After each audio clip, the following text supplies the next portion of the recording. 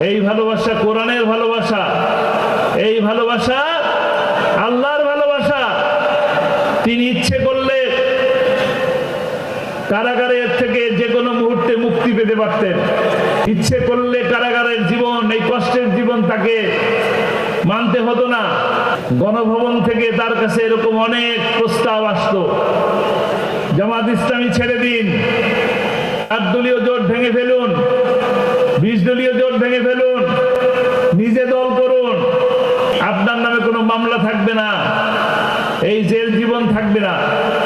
কিন্তু আল্লামা সাঈদী আল্লাহকে ভয় করতেন, আল্লাহকে ভয় করতেন, আল্লাহকে খুশি করার জন্য চেষ্টা করেছেন। তার কোনো অপরাধ ছিল না, তিনি কোনো